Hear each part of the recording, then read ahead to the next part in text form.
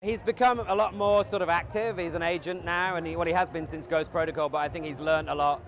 He's more capable, more sort of experienced, and that really is reflected in how much he gets involved in the action. All of them. This feels like it's kind of touching me in a weird way. Well, he's part of most of them, the Paris chase and the riverboat stuff on the Seine.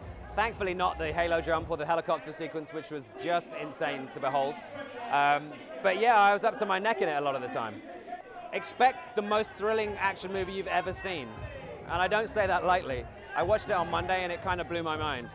It's extraordinary. I'm very proud of it. And as far as kind of visceral thrills go, when you're sitting in a cinema seat, go and watch it on IMAX. Go and sit with a big crowd of people, sit back and watch your hair fly around. Oh, it's great. It's like, you know, we're a well-oiled machine now. We know each other well, and it's great to get back. We hit the ground running. Not always, obviously. Tom hurt his ankle. But we love hanging out together. I know it sounds a bit corny, but it's true. Exciting. I mean, it feels relatively quick, really. We only stopped shooting, you know, the final sort of details of the movie months ago. And so to be here so quickly feels extraordinary. It's so great to be back in Paris, though. I can't think of a better backdrop for this film, you know, than this beautiful city. And to show the city like we do with the access we got, enabled us to shoot the city like it has never been shot before. You don't need any help to make Paris look beautiful, but it's great to be able to shoot it in this amount of detail.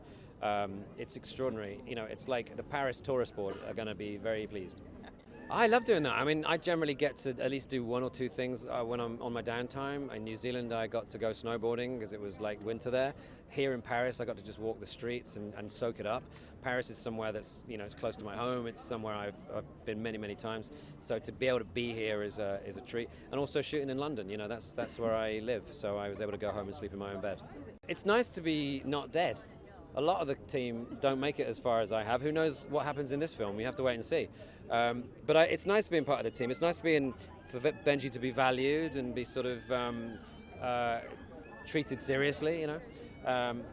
It's something I really relish. Yeah, bigger, way bigger.